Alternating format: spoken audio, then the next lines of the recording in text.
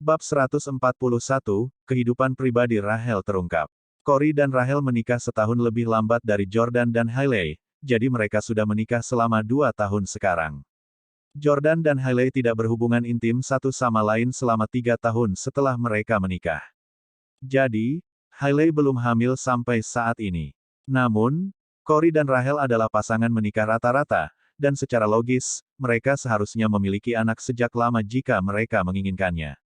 Saat menyebutkan topik ini, Corey tampak sedikit melankolis. Dia meneguk anggur dan menenggak seluruh gelas. Dia berkata, "Orang tua saya telah mendesak kami untuk memiliki bayi sejak kami menikah, tetapi Rachel mengatakan dia masih muda dan belum melewati usia subur terbaik." Petik 2. Dia mengatakan bahwa dia tidak ingin keluar dari bentuk dan menjadi ibu rumah tangga di usia yang begitu muda. Jordan mendengus. Rachel Quinn hanya ingin berhubungan dengan lebih banyak pria muda selagi dia masih muda dan menarik.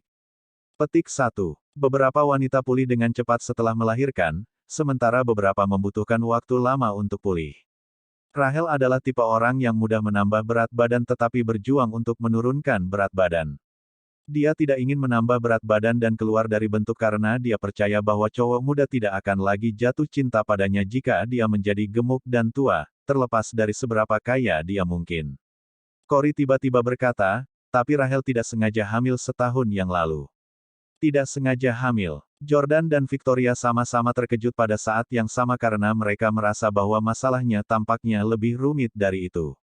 Corey mengangguk dan melanjutkan, karena kami belum berniat memiliki anak, kami telah mengambil tindakan pencegahan dan menggunakan alat kontrasepsi.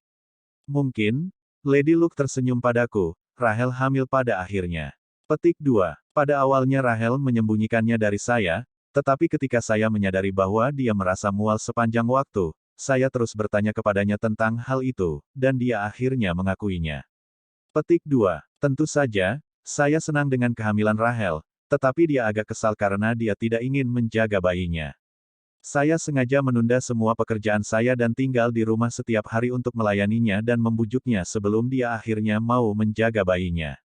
Petik 2. Sayangnya, ketika kami pergi ke rumah sakit untuk pemeriksaan, kemudian kami menemukan bahwa janin itu cacat, dan kami harus melakukan aborsi. Jordan dan Victoria menghela nafas secara bersamaan dan menghibur Corey.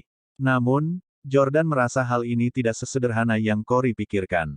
Setahun yang lalu, saya ingat bahwa saya terus bertemu Rachel dengan pelatih gym di teater dan pusat perbelanjaan. Aku khawatir bayi itu bukan milik Corey sama sekali. Corey bepergian sepanjang tahun dan hanya kembali untuk 1 atau 2 hari dalam satu waktu. Terkadang, dia bahkan tinggal kurang dari sehari. Karena mereka tidak pernah memiliki rencana untuk memiliki anak, tidak mungkin hal itu bisa terjadi secara kebetulan. Jordan benar-benar ingin memberitahu Corey bahwa untunglah bayi itu tidak lahir atau dia akan benar-benar sial. Ketika Jordan memikirkan perilaku Rachel, dia merasa bahwa dia harus dihukum. Mereka bertiga terus makan makanan dengan anggur. 1,5 jam kemudian, Jordan mengirimi Mike pesan. "Kamu sudah sampai." "Ya." Kali ini, Jordan tidak meminta Mike untuk check-in di hotel bersama Rachel lagi dan malah memintanya untuk pergi ke rumah Rachel. Jika mereka pergi ke hotel, Jordan tidak akan tahu bagaimana dia harus menyuruh Corey pergi ke hotel untuk menangkap pasangan yang berzina itu. Kedua, Jordan juga takut Rachel akan menyangkalnya dengan keras bahkan jika mereka tertangkap di hotel, seperti yang dilakukan Hailey. Jordan tidak ingin Corey mengulangi kesalahan yang telah dilakukannya. Dia ingin Corey melihat warna asli istrinya dengan jelas. Karenanya, Jordan berkata kepada Corey, "Corey, sebut saja sehari. Sudah waktunya kamu kembali juga." Petik 2. Takut dia gagal menghiburnya dengan baik, Corey berkata, "Jangan. Mengapa kita tidak minum bir?" Jordan melambaikan tangannya dan berkata, "Jangan minum terlalu banyak. Kamu masih harus mengirim hadiah itu kepada Rachel." Corey tersenyum. Dia sudah lama ingin memberikan kotak hadiah kaca kristal yang indah ke rumah istrinya. "Baiklah kalau begitu, ayo cari waktu lain untuk minum bersama." Setelah meneguk segelas anggur terakhir mereka, Corey hendak mendapatkan tap, hanya untuk mengetahui bahwa Jordan telah melakukannya. Dia bahkan menegur Jordan karena itu. Jordan sudah mengirim Mike untuk melakukan sesuatu yang menyakiti Corey, jadi dia akan merasa tidak enak jika membiarkan Corey membelikannya makanan. Setelah keluar dari restoran, Corey pulang dengan taksi dengan kotak hadiah kaca kristal. Di perjalanan, Cory tidak menelepon Rahel karena ingin memberi kejutan. Sesampainya di rumah, ia menekan pin untuk membuka kunci pintu. Ketika dia melihat lampu di ruang tamu menyala, dia sangat gembira karena dia tahu istrinya ada di rumah. Tepat ketika dia akan memanggil Rahel, dia tiba-tiba mendengar suaranya datang dari kamar tidur, tetapi dia sepertinya berbicara dengan seseorang. Haha, sayang, apakah kamu berlatih cara menyapa pelangganmu? Hebat, kamu masih rajin belajar meskipun kamu tidak lagi bersekolah. Cory mengira Rahel hanya berlatih menyapa dan berbicara dengan pelanggan di kafenya. Namun, pada detik berikutnya, Cory mendengar suara seorang pria datang dari kamar tidur. Dia benar-benar tercengang. Setengah jam kemudian, Mike keluar dari kamar tidur dan menemukan Cory duduk di sofa di ruang tamu, merokok tanpa ekspresi.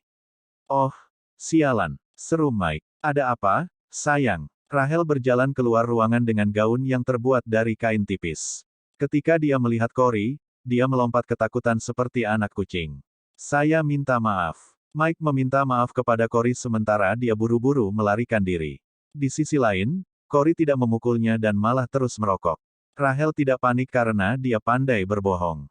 Bahkan Hailey bisa berbohong dan menipu Jordan. Dia berjalan sambil tersenyum dan duduk di sofa sambil memegangi lengannya dengan penuh kasih sayang. Sayang, kenapa kamu pulang?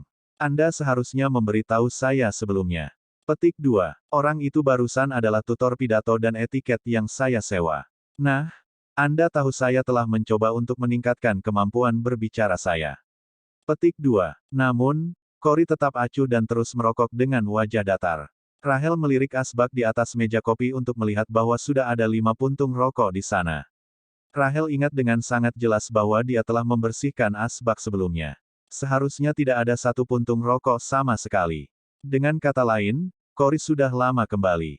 Mengetahui bahwa dia tidak bisa menipu Cory, Rahel langsung berlutut di depan Cory.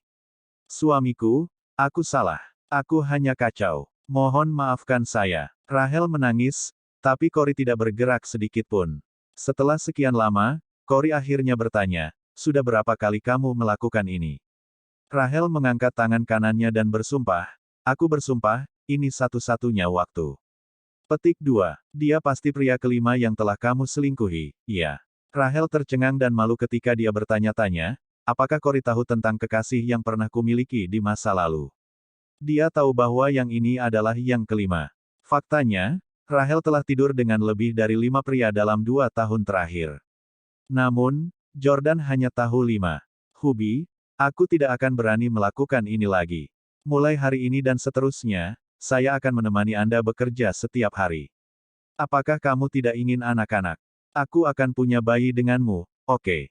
Rahel berhenti berusaha menyangkal atau membela dirinya lebih jauh karena dia menduga Cory pasti punya banyak bukti yang memberatkannya. Cory ingat kata-kata ambigu yang diucapkan Jordan dan Victoria barusan saat makan malam selama 1,5 jam itu. Dia berseru dengan tekad, ayo bercerai. Petik 2. Bab 142, Nasib Rahel. Selama makan malam, Jordan tidak secara eksplisit memberitahu Cory tentang perselingkuhan Rahel dan hanya mengisyaratkannya secara tidak langsung. Selama makan, Jordan juga sengaja atau tidak sengaja mengangkat topik itu. Pada dasarnya, ketiganya telah mencapai konsensus, terlepas dari jenis kelamin, sekali penipu, tetap penipu. Tindakan yang harus diambil setelah menangkap pasangan yang selingkuh adalah dengan tegas memilih untuk bercerai atau menutup mata terhadap perselingkuhan mereka dan berkencan dengan orang lain juga. Cory jelas bukan tipe orang yang akan mengkhianati Rahel dan berkencan dengan wanita lain. Berada di perjalanan bisnis sepanjang waktu, dia memiliki banyak kesempatan untuk melakukannya, tetapi dia tidak pernah tidak setia. Dia sangat setia pada cinta dan pernikahan, jadi baginya, satu-satunya pilihan adalah bercerai dengan tegas. Cory berkata, saya bisa memberi Anda rumah dan mobil, tetapi jangan berpikir untuk mendapatkan 1 sen pun atau saham perusahaan.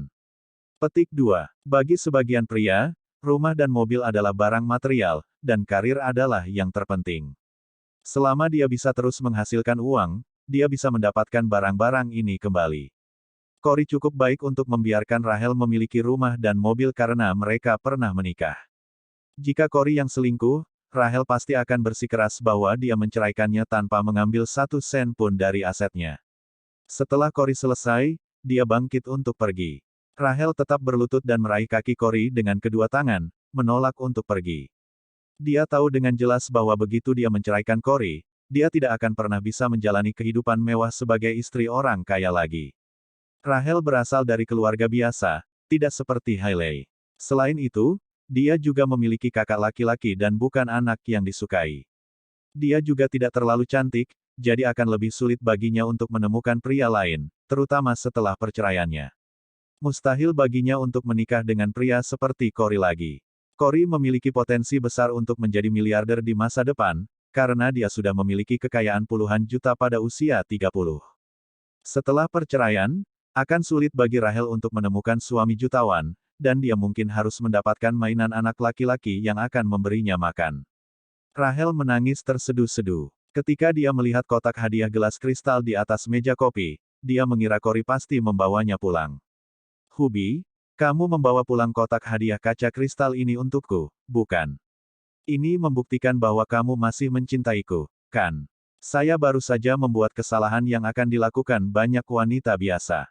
Mengapa Anda harus begitu tidak berperasaan dan tidak memberi saya kesempatan kedua? Bahkan Jordan memberi Hailey kesempatan dan memaafkannya, jadi mengapa kamu tidak bisa memaafkanku?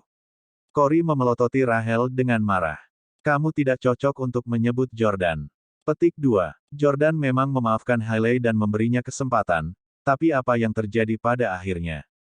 Apa yang terjadi? Hailey berselingkuh lagi dengan Chaiden Husely. Petik 2. Rahel bingung mengapa Cory mengetahui keberadaan Chaiden. Tetap saja, ketika dia ingat bahwa dia juga pernah tidur dengan Chaiden sebelumnya, dia memiliki hati nurani yang bersalah dan tidak berani menanyakannya tentang hal itu.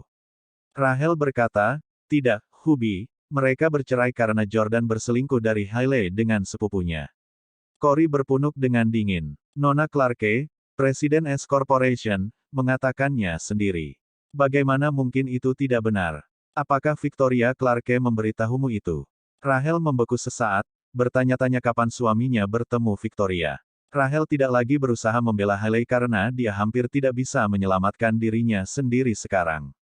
Sayang, Hailey memang berperilaku tidak pantas, tapi aku hanya terpengaruh olehnya. Saya tidak akan bergaul dengannya lagi di masa depan, oke. Petik 2. Cory menggelengkan kepalanya dan berkata, kamu benar-benar tega menyebut perilaku Hailey tidak pantas. Saya sudah mengenal sahabat Anda, Hailey, selama 3 tahun, dan saya ingat dengan jelas betapa sederhana dan patuhnya dia 3 tahun lalu. Kamu mengajarinya merokok, tapi dia tidak mengambil kebiasaan merokok. Anda memintanya untuk membuat tato bersama dengan Anda, tetapi dia menolak. Anda mengajarinya minum juga, bukan? Petik 2. Kamu seharusnya berlutut untuk meminta maaf kepada Jordan, bukan aku. Petik 2. Kamu menyesatkan seorang gadis baik seperti Hailey dan memengaruhinya untuk menipu Jordan. Setelah mengatakan itu, Cory mengambil kotak hadiah kaca kristal lagi, yang merupakan hadiah yang ingin dia berikan kepada Rahel. Namun, jelas tidak perlu memberikannya padanya sekarang. Dia membelinya dengan uangnya sendiri. Dia akan dengan marah menghancurkan semua gelas anggur ini. Namun, itu adalah hadiah yang sangat mahal dari Jordan, jadi dia tidak bisa menghancurkannya. Dia memutuskan untuk mengembalikannya ke Yordania. Kamu tidak layak menggunakan gelas kristal ini. Pengacara saya akan datang untuk berbicara dengan Anda tentang perceraian besok. Anda bisa memohon padanya sebagai gantinya. Petik 2. Setelah mengatakan itu, Cory berjalan pergi dengan kotak hadiah kaca kristal di tangannya, menolak untuk berbalik tidak peduli bagaimana Rahel memanggilnya. Begitu dia keluar dari lift, Cory menangis dengan air mata yang mengalir di wajahnya. Dia meletakkan kotak hadiah di tanah, melepas kacamatanya, dan menyeka air matanya terus-menerus dengan selembar kertas tisu. Dia kemudian mengeluarkan ponselnya dan menelepon Jordan. Saat ini, Jordan masih bersama Victoria, dan mereka berada di sekitar rumah Victoria. Jordan, tujuanmu mengajakku makan hari ini sebenarnya untuk memberi petunjuk kepadaku tentang perselingkuhan istriku, kan? Cory bertanya dengan terisak. Jordan tahu bahwa Cory sangat terpukul saat ini. Mengingat hubungannya dengan Hailey, dia berempati dengan Cory. Cory, kamu tidak perlu khawatir tidak bisa menemukan wanita lain. Anda memiliki kepribadian yang baik dan karir yang hebat. Anda pantas mendapatkan istri yang lebih baik sejak awal. Saya pernah berada dalam situasi Anda, dan saya tidak ingin melihat Anda berada dalam kegelapan lebih lama lagi. Itu sebabnya aku ikut campur dalam urusan keluargamu. Saya harap Anda tidak menyalahkan saya. Petik 2. Cory berkata, tidak, saya tidak bisa cukup berterima kasih. Saya bekerja keras untuk menghasilkan uang setiap hari, namun, dia bermain-main dengan pria lain di rumah. Terima kasih telah memberitahu saya yang sebenarnya. Petik 2. Jordan, aku tidak membutuhkan kotak hadiah kaca kristal yang kamu berikan padaku barusan. Kamu ada di mana? Biarkan saya mengembalikannya kepada Anda. Petik 2. Jordan berkata, saya sekarang berada di tempat Nona Clarke, dan saya tidak akan pernah mengambil kembali hadiah apapun yang telah saya berikan. Cory, jika Anda tidak ingin memberikannya kepada Rachel, hancurkan saja. Tentu saja, Cory ingin menghancurkannya, tetapi ketika dia memikirkan 2 gelas koktail yang bernilai banyak uang, dia tidak tahan untuk melakukannya. Jordan, aku tahu kamu sendiri tidak melakukannya dengan baik. Aku akan meninggalkan kacamata di kantor. Saya tidak akan pergi untuk mengganggu Nona Clarke pada jam selarut ini.